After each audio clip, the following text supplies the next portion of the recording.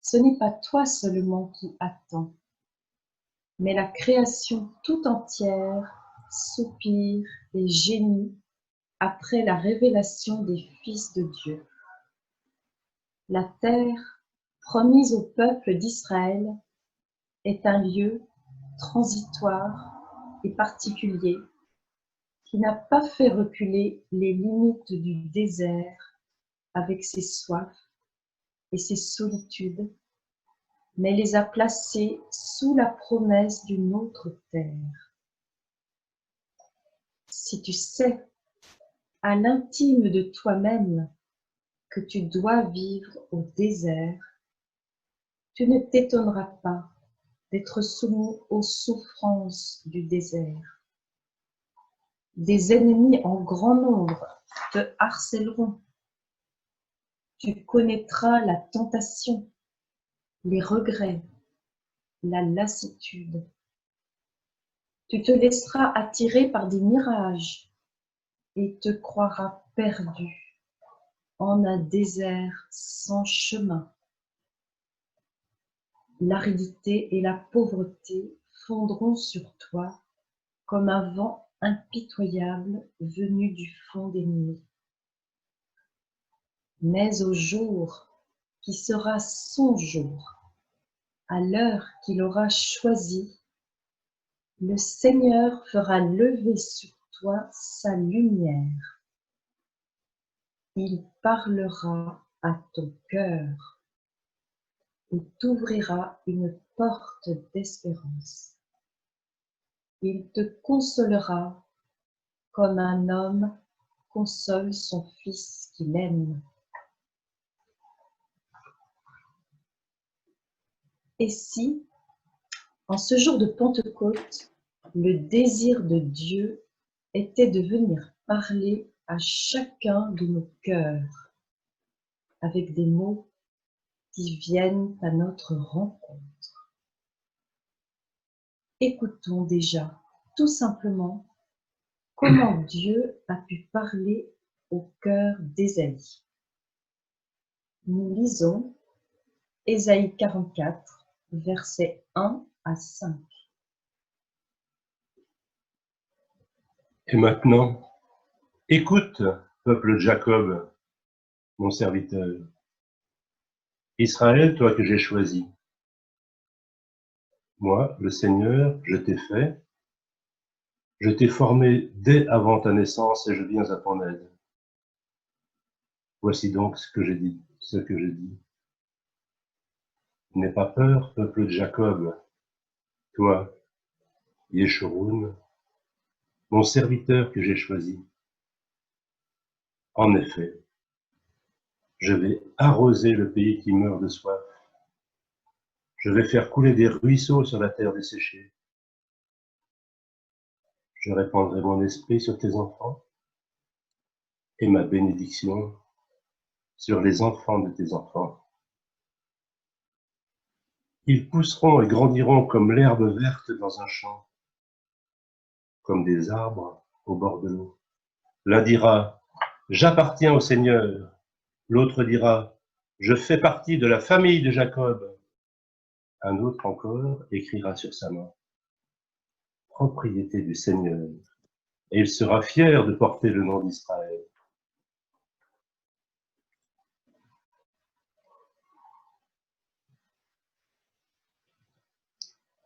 De cette merveilleuse promesse que tu nous adresses, la louange jaillit de notre cœur. Ô Saint-Esprit dans le cœur du Père, nous te louons. Ô Saint-Esprit dans la joie du Fils, nous te louons. Ô Saint-Esprit dans nos paroles, nous te louons.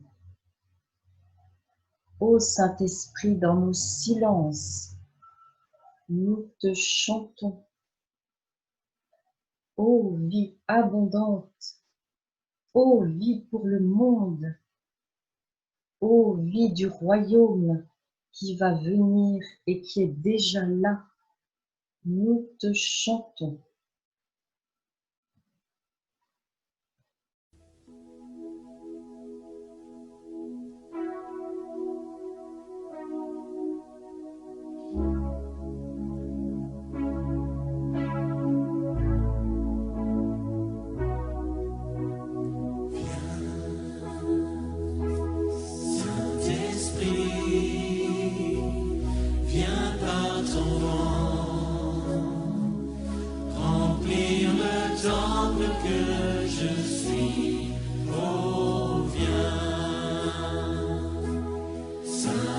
Saint-Esprit, souffle puissant,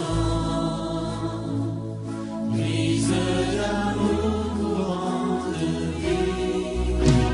Souffle sur moi, souffle sur moi, souffle. Souffle sur moi, souffle sur moi, souffle. Souffle sur moi, souffle.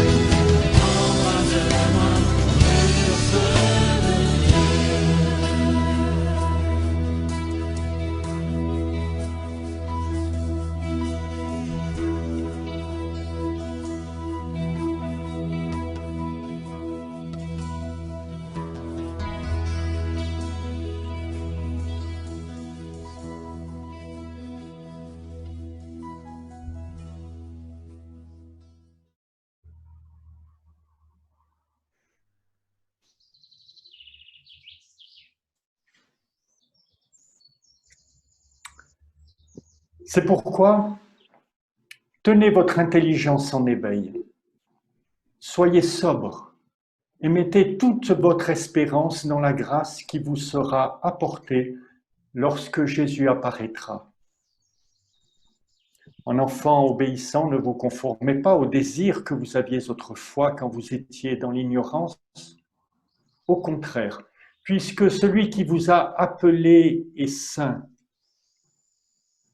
vous aussi soyez saints dans toute votre conduite. En effet, il est écrit, vous serez saints, car moi, je suis saint, dit le Seigneur. Nous prions avec Aude.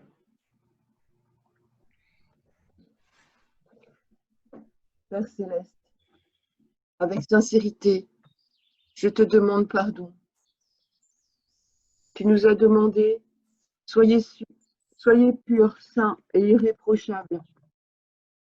J'en suis incapable. Pardonne-moi, Seigneur. Je me mets en colère, je m'énerve. Je ne me sens pas digne de toi. Je porte un regard qui juge. L'amour fuit mon âme et je verse sur elle des larmes d'amertume. Pardonne-moi, Seigneur. Tu veux que notre corps soit ton temple, que tout ce qui entre par ces trois portes, les yeux, les oreilles, la bouche, soit saint. Mais si malgré moi j'entends ou je vois, c'est de ma volonté que viennent des paroles qui n'élèvent pas mon prochain. C'est de ma volonté, si mes yeux se complaisent à la vue de ce qui ne te plaît pas. Si mes oreilles font leur délice de musique qui viennent de ton ennemi. Lorsque le monde distille la violence, la peur, l'acceptation de l'homme-machine qui vient sauver l'humanité, le règne des dragons, la sexualisation des enfants, pendant des heures, prostré devant mon écran, comme en état de choc, j'ai absorbé son venin, parce que j'ai cédé à cette fascination devant les films et les jeux vidéo. Pardonne-moi, Seigneur. Tout ce temps perdu sans toi, lorsque tes chants et ta parole n'ont pas eu la première place dans ma vie, et où j'ai laissé des sons, des images et des messages impurs entrer dans ton temple, Seigneur, pardonne-moi. Je ne compte plus les péchés de mon cœur. Anxiété, orgueil, sentiment d'importance ou d'infériorité, addiction, avarice, jalousie. Lorsque je n'ai pas recherché la paix, pour tous ces temps où mon ego est passé avant toi, pardonne-moi, Seigneur. Tu nous as demandé d'honorer nos parents, et pour toutes ces actions que j'ai commises et qui ne t'honorent pas, pardonne-moi, Seigneur.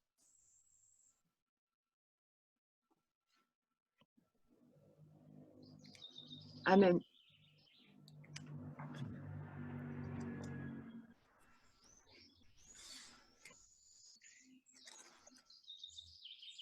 Le Seigneur entend notre prière. Il accueille celui qui vient à lui. Et voici, toujours avec Pierre, la bonne nouvelle qui nous est annoncée.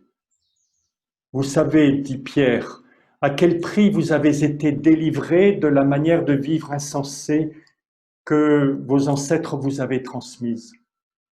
Ce ne fut pas au moyen de choses périssables comme l'argent ou l'or. Non, vous avez été délivrés par le sang précieux du Christ, offert comme un agneau sans défaut et sans tache. Dieu l'avait destiné à cela avant la création du monde et il l'a manifesté pour votre bien dans ces temps qui sont les derniers. Dans son propre corps, Jésus a porté nos fautes sur la croix afin que nous mourions au péché et que nous vivions d'une vie juste. Oui, c'est par ces blessures que vous avez été guéris. Vous étiez comme des moutons égarés, mais maintenant vous avez été ramenés à celui qui est votre berger et qui veille sur vous. Que cette parole résonne dans nos cœurs, que cette parole relève la vie de Dieu en nous, que cette parole éveille la joie dans nos cœurs. Amen. Tu es là, au cœur de nos vies.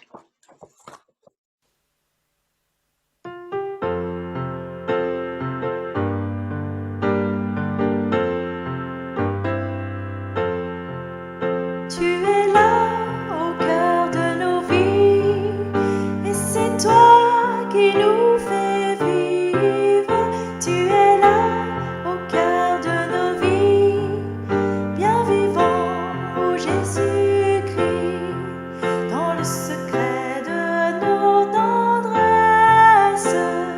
Tu es là dans les matins de nos promesses. Tu es là au cœur de nos vies, et c'est toi qui nous fais vivre. Tu es là au cœur de nos vies, bien vivant, ô Jésus-Christ, dans nos cœurs tout remplis d'orage. Tu es là dans tous les ciels de nos voyages. Tu es là au cœur de nos vies, et c'est toi qui nous fais vivre. Tu es là au cœur de nos vies, bien vivant, ô Jésus-Christ, au plein milieu de nos tempêtes. Tu es là dans la musique de nos fêtes.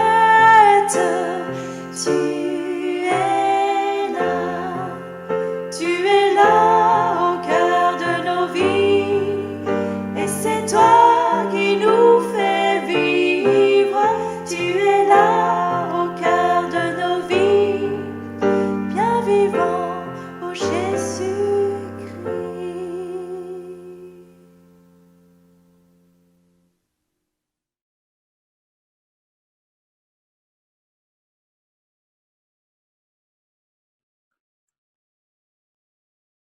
Et voici la parole qui nous est proposée pour ce jour dans l'évangile de Jean au chapitre 20, les versets 19 et suivants.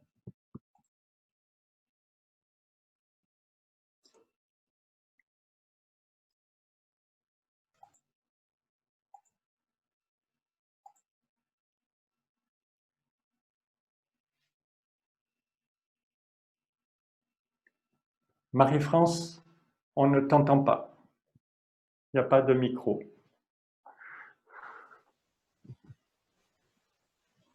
Voilà. Le soir de ce même jour, qui était le premier de la semaine, alors que par crainte des Juifs, les portes de la maison où se trouvaient les disciples étaient verrouillées, Jésus vint, il se tint au milieu d'eux et il leur dit : « La paix soit avec vous. » Tout en parlant, il leur montra ses mains et son côté. En voyant le Seigneur, les disciples furent tout à la joie. Alors, à nouveau, Jésus leur dit : « La paix soit avec vous. Comme le Père m'a envoyé, à mon tour, je vous envoie. » Ayant ainsi parlé, il souffla sur eux et leur dit : « Recevez l'Esprit Saint. Ceux à qui vous remettrez les péchés, ils leur seront remis. Ceux à qui vous les retiendrez, ils leur seront retenus. »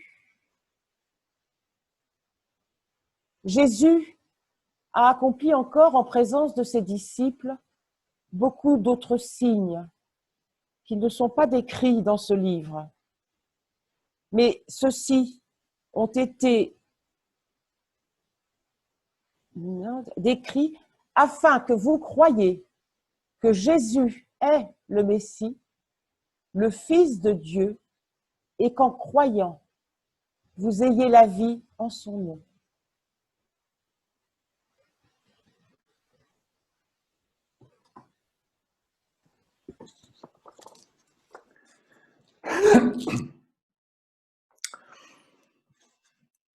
Peut-être comme moi, avez-vous été frappé de constater que cette fête de Pentecôte arrive au moment où nous sortons du confinement. Ce n'est pas que je cherche particulièrement des signes, mais à tout le moins, le message de Pentecôte me semble particulièrement approprié pour la période que nous vivons. Comme les disciples, nous avons vu la mort rôder. Eux ont perdu leur maître et leur référence et se trouvent en danger pour leur personne.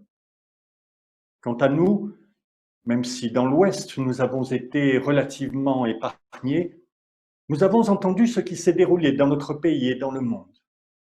Nous avons appris le décès de personnes proches ou connues qui ont été emportées par le Covid-19 et la crainte de ce virus s'est répandue dans la vie de beaucoup. Alors oui, le texte de ce matin me semble pouvoir nous rejoindre dans ce que nous vivons aujourd'hui. Je voudrais tout d'abord revenir en ce qui concerne la mort de Jésus. Il me paraît tout particulièrement important de redire et de comprendre combien la mort de Jésus est la victoire de Dieu. Vous le savez, dans une situation conflictuelle sans issue, Jésus reste obéissant à son Père jusqu'à la mort et accepte de donner sa vie. Et c'est bien dans cet abandon que Dieu opère une délivrance pour la vie. Il n'y a pas d'un côté la mort de Jésus comme une sorte d'échec nécessaire pour nous montrer combien Dieu nous aime. Et de l'autre côté, une résurrection qui serait l'intervention libératrice de Dieu, comme pour réparer cet échec. Non, tout se trouve déjà dans l'obéissance qui a habité Jésus jusque dans sa mort. Vous le savez, dans l'évangile de Jean, au moment de mourir, Jésus dit cette dernière parole, « Tout est accompli. » Tout est absolument accompli. À ce moment-là, la victoire sur le mal, la victoire sur le péché, la victoire sur l'incrédulité, la victoire sur ce qui sépare l'homme de Dieu, la victoire sur ce qui détruit l'homme et le pousse à détruire, la victoire sur la mort. Tout est accompli. Il n'y a rien à ajouter. Jésus lui-même le dit en Jean chapitre 10 lorsqu'il enseigne qu'il a l'autorité de donner sa vie pour les hommes et qu'il a l'autorité de la recevoir à nouveau. Quels qu'aient été les affres physiques, psychologiques et spirituelles par lesquels Jésus a pu vivre ces événements, l'Évangile révèle dans le parcours de Jésus une autorité souveraine, celle du Fils de Dieu. Cette autorité se trouve dans ce don total que Jésus fait de sa vie pour apporter la délivrance. Ma délivrance, ta délivrance, la délivrance de tout homme qui croira est accomplie lorsque Jésus rend l'Esprit sur la croix. Mais voilà, quel est l'intérêt d'une victoire qui reste cachée, pour ne pas dire inconnue? Car si elle est bien réelle, les disciples les plus proches ne l'ont pas comprise et ne l'ont pas crue. Elle ne leur sert alors de rien.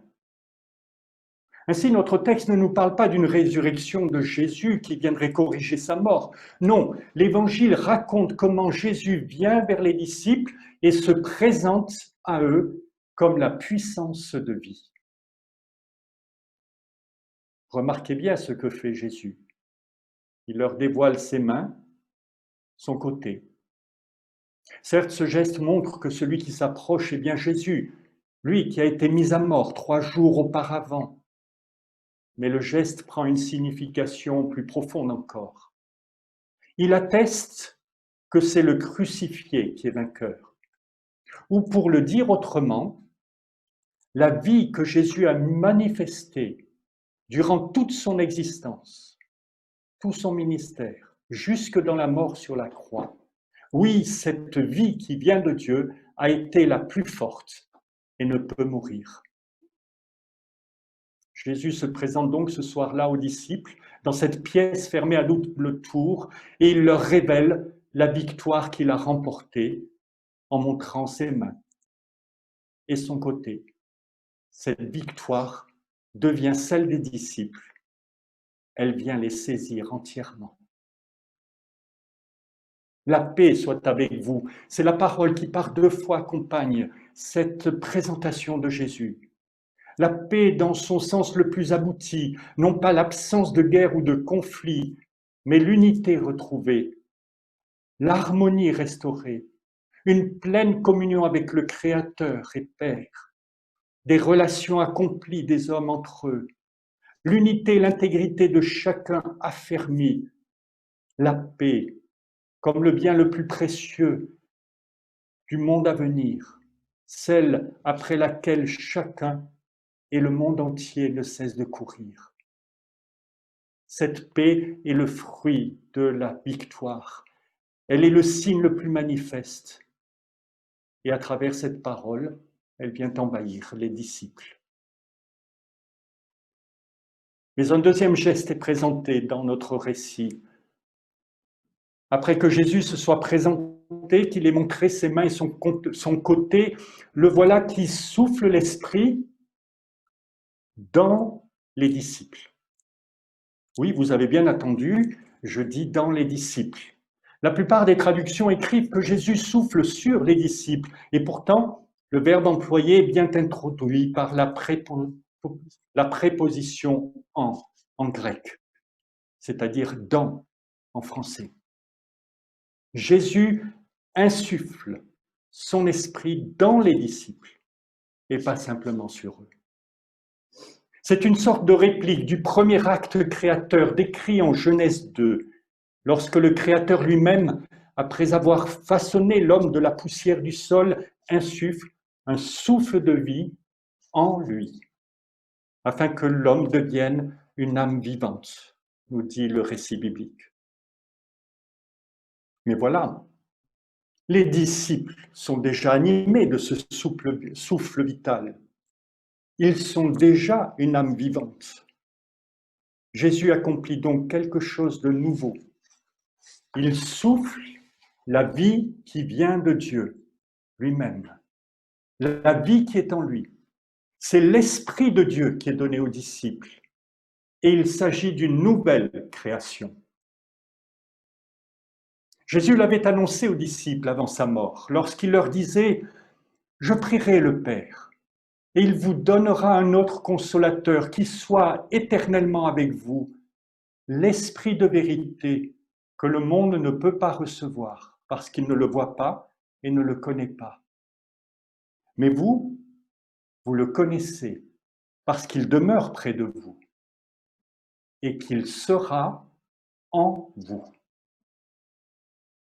Dans son ministère terrestre, lorsque Jésus les enseignait, l'Esprit était là, près des disciples. Il les enveloppait de sa présence, accompagnant la parole que Jésus leur adressait. Mais ce soir-là, c'est la victoire de Jésus qui éclate devant les disciples. Ils croient et l'Esprit vient en eux. Dans sa prédication, Jésus disait « Si quelqu'un a soif, qu'il vienne à moi, qu'il boive. Celui qui croit en moi, des fleuves d'eau vive couleront de son sein, comme dit l'Écriture. » Et l'Évangile de commenter, il dit cela de l'Esprit qu'allaient recevoir ceux qui croiraient en lui, car l'Esprit n'était pas encore donné, parce que Jésus n'avait pas encore été glorifié. Il fallait donc que Jésus soit glorifié par sa mort sur la croix. Cette mort était nécessaire pour que l'Esprit soit donné en plénitude. Mais il fallait aussi que la victoire de Jésus soit révélée, comme il le fait en se présentant aux disciples, pour que les disciples croient et qu'ils reçoivent les fleuves d'eau vive promis, pour qu'une source de vie se manifeste jaillissant de l'intérieur d'eux-mêmes.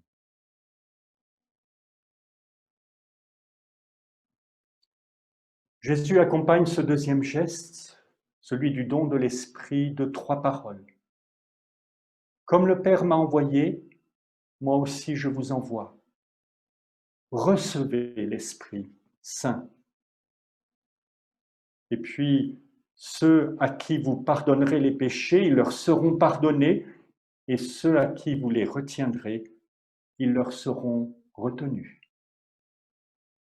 Si Jésus vient se révéler à eux vivants, ce n'est pas simplement pour les réconforter dans leur foi et leur apporter un peu de paix dans une situation tendue et dangereuse.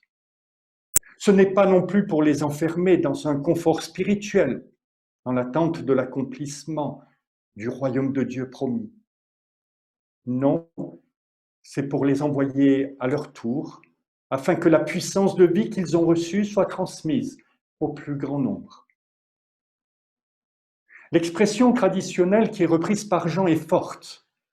Ceux à qui vous pardonnerez les péchés leur seront pardonnés, et ceux à qui vous les retiendrez, ils leur seront retenus. Et cette parole, dans l'évangile de Jean, s'adresse à tous les disciples, sans distinction. Cette parole peut aussi nous troubler. Faut-il la prendre dans son sens actif, immédiat, comme un pouvoir donné qui nous serait donné de pardonner ou d'exclure? Comme souvent, c'est l'ensemble de l'Évangile qui peut nous aider à comprendre. Or, nous ne voyons pas Jésus lui-même exercer un tel pouvoir, pardonner ou exclure comme bon lui semble. Par contre, Jésus dira à la fin de son ministère, « Moi, la lumière, je suis venu dans le monde, afin que quiconque croit en moi ne demeure pas dans les ténèbres. Si quelqu'un entend mes paroles et ne les garde pas, ce n'est pas moi qui le juge, car je suis venu non pour juger le monde, mais pour sauver le monde. Celui qui me rejette et qui ne reçoit pas mes paroles a son juge, la parole que j'ai prononcée. C'est elle qui le jugera au dernier jour. » C'est donc la révélation que Jésus apporte qui est le juge, selon la manière dont nous la recevons ou la rejetons. C'est ce que nous voyons dans le récit de la guérison de l'aveugle de naissance. Cet homme, parce qu'il a reçu la parole de Jésus, non seulement va être guéri, mais va croire et recevoir la vie. Tandis que les pharisiens, témoins de ces événements, vont s'enfermer dans un refus de la lumière. Ainsi, les disciples ne sont pas dépositaires d'un pouvoir discrétionnaire pour accorder le pardon ou le refuser, mais ils sont porteurs à leur tour de la parole qui apporte la vie de Dieu, d'une parole qui possède sa propre puissance, qui peut apporter la vie ou enfermer dans les ténèbres. C'est comme si, ayant reçu l'Esprit, les témoins eux-mêmes s'effacent, en sorte que l'Esprit accomplit son œuvre dans la souveraineté de Dieu. Les disciples sont témoins du don de Dieu, l'Esprit agit, mais lui seul peut agir pour le salut ou le non-salut. Mais ce qui reste remarquable dans la présentation de l'Évangile, c'est que les disciples sont équipés et envoyés. Et ils sont équipés par cet esprit de vie qu'ils ont reçu en eux. C'est parce que cette vie habite en eux et les anime qu'ils sont porteurs d'une puissance de vie pour les autres. C'est cette présence de l'esprit en eux qui les mandate.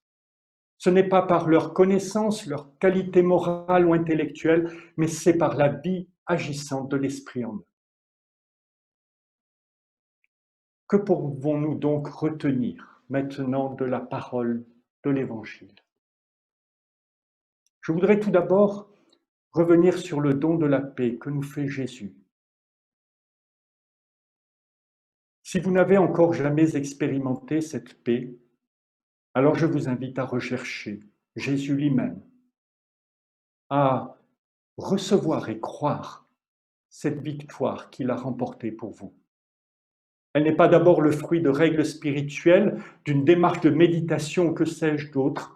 Elle est d'abord la victoire de Jésus, la révélation de Jésus dans notre vie. Et il veut se révéler à toute personne qui le recherche de tout son cœur. Si nous connaissons déjà cette paix, alors gardons-la comme un bien le plus précieux pour notre vie. Ne nous la laissons pas voler. Oui, bien des événements de la vie, les tensions, les difficultés, les conflits, les bouleversements de ce monde vont avoir un impact et nous éloigner de cette paix. Alors quand elle vient à disparaître, faisons une priorité de la rechercher à nouveau.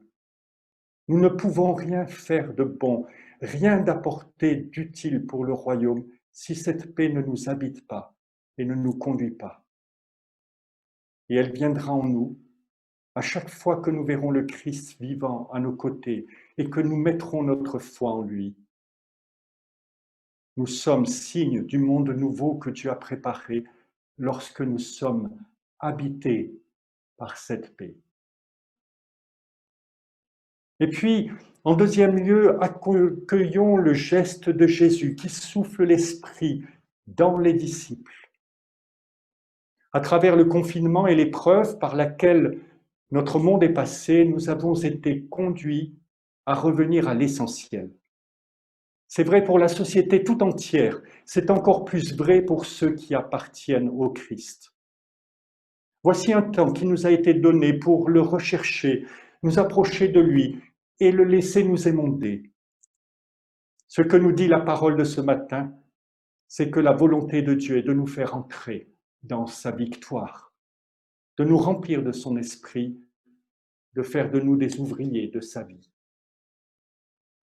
Je ne suis pas convaincu que les croyants soient appelés à changer le monde, ni qu'ils en aient reçu la capacité.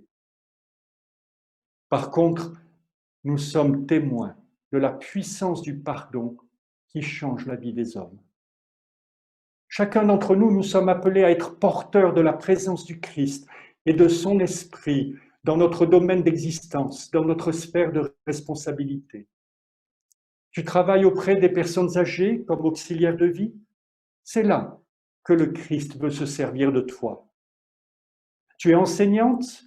C'est là que tu es témoin d'une dimension qui a saisi ta vie. Tu as des responsabilités associatives, syndicales, politiques.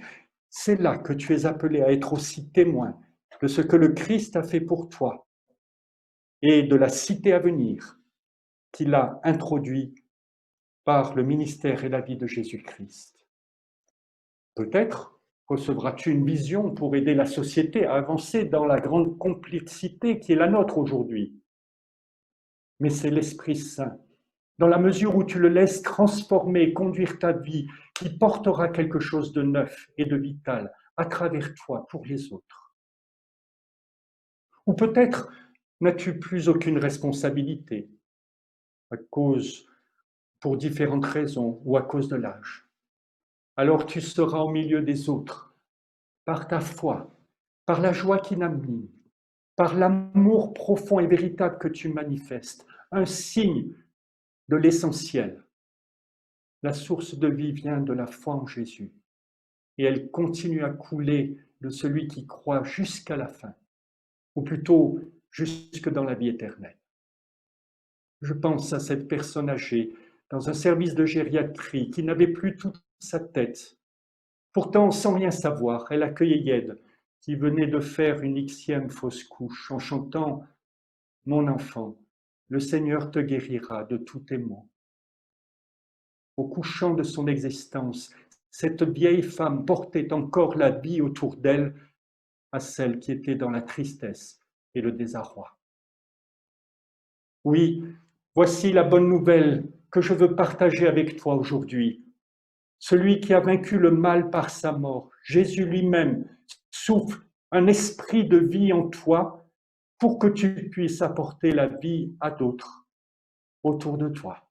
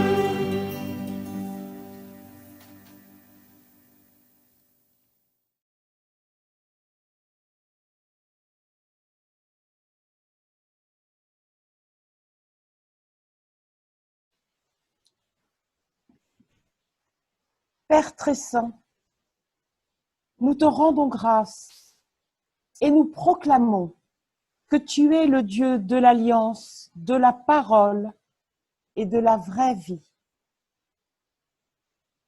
Christ Jésus, nous croyons que tu es venu parmi nous pour manifester l'amour du Père, nous racheter et nous libérer.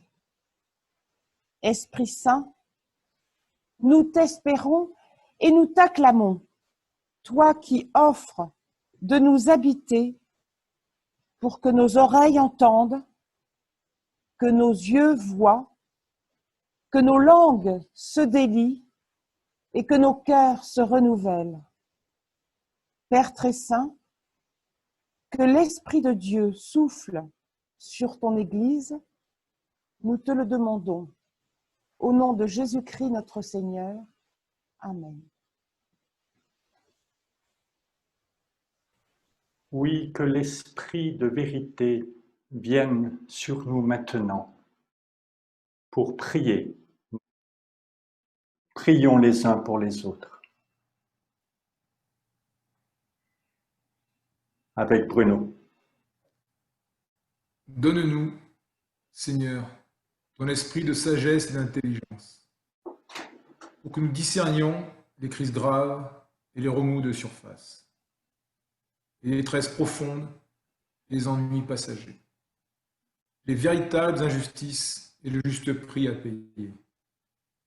Donne-nous, Seigneur, ton esprit de courage et de force, que nous surmontions la peur lorsque les changements sont nécessaires, que nous osions témoigner de ce que tu es pour tous les hommes, que nous rendions plus humains le travail et les loisirs.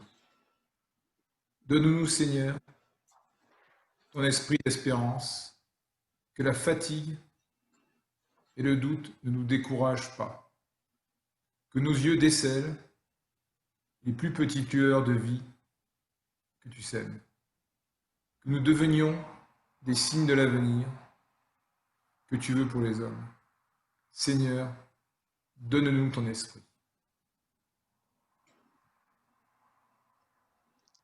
Et pour terminer ce temps de méditation et de prière, je vous invite à recevoir cette parole d'exhortation qui nous est transmise depuis le XVIe siècle de Ménon Simon, qui est à l'origine du mouvement des Ménonites, un des mouvements de la réforme radicale.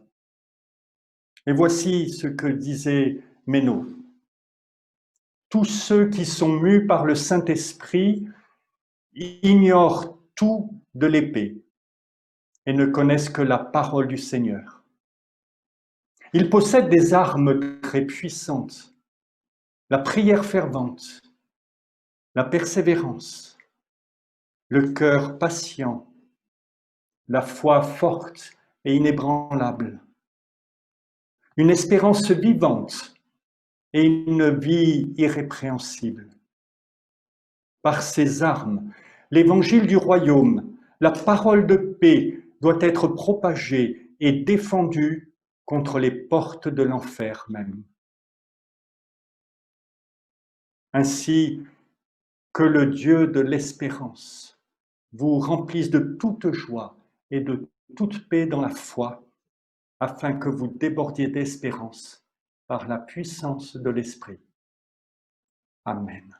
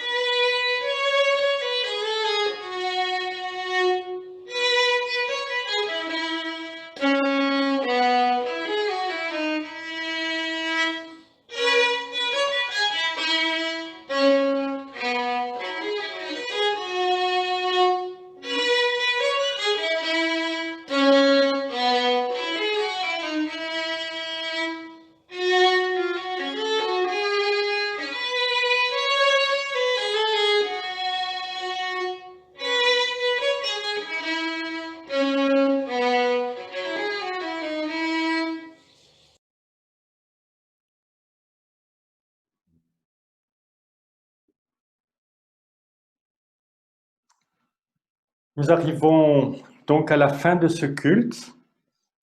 Je vous propose de regarder les annonces qui vont s'afficher sur votre écran.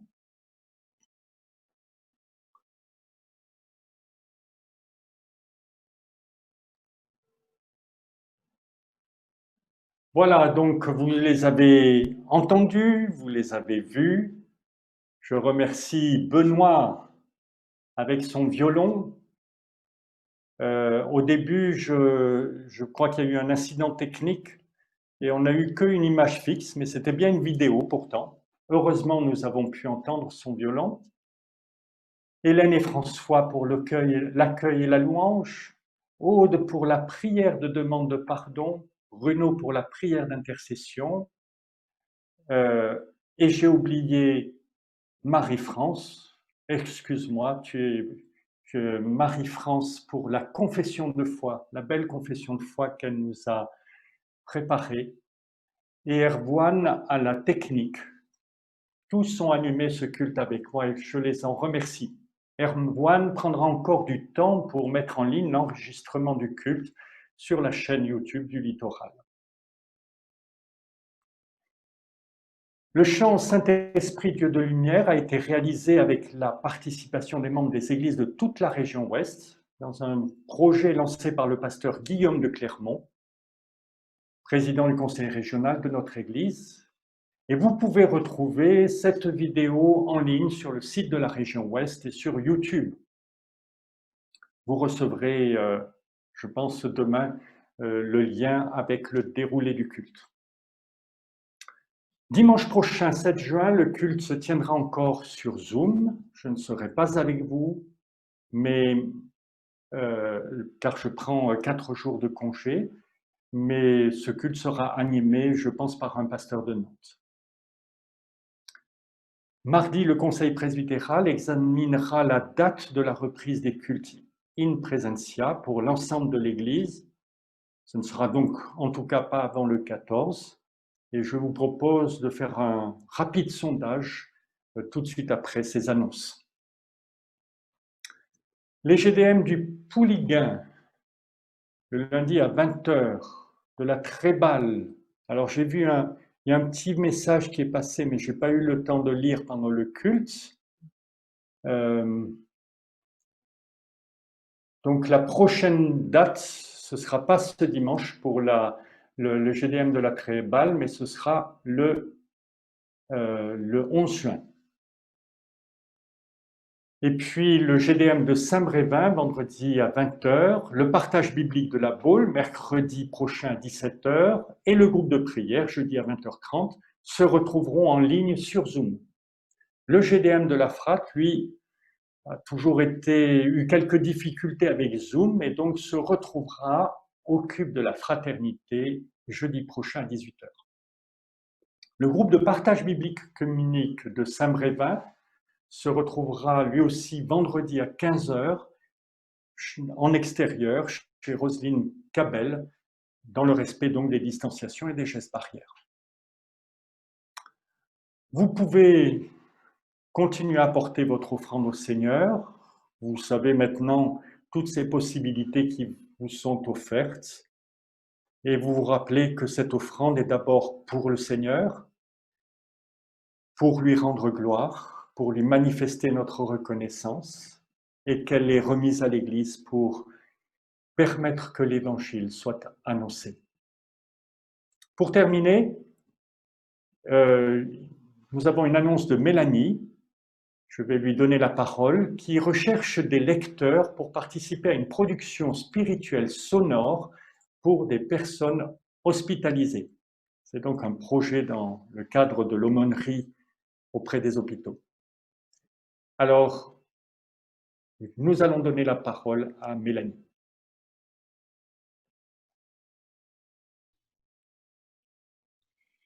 Oui, il s'agit de proposer aux personnes qui sont en traitement lourd, en oncologie ou en hématologie, ou qui subissent des traitements douloureux, de leur proposer une possibilité de continuer à être nourri par la parole de Dieu, parce que les situations quelquefois sont tellement difficiles, douloureuses, qu'on ne peut pas prier, qu'on ne peut pas lire. Et donc, ce serait la possibilité de leur offrir des temps d'écoute de la parole et des temps de dialogue avec l'esprit. C'est une proposition artistique, donc il ne s'agit pas du tout d'enseignement. Toutes les personnes qui seraient intéressées pour participer à des lectures personnelles et investies, bien, vous pouvez me contacter par mail, Mélanie-Couillot@hotmail.fr. Peut-être que je vais l'écrire, voilà, comme ça tout le monde saura. Et c'est avec grand plaisir que j'accueillerai vos demandes. Et j'aurais besoin, alors si j'en profite aussi, donc un musicien est en train de composer la musique et j'aurais besoin d'un monteur ou d'une monteuse son, parce que c'est très particulier de faire le montage de toutes ces bandes. Voilà. Je pense que ce sera précisé dans le blog, hein. Le blog est plus précis que ce que je dis là, mais comme ça, vous en savez assez.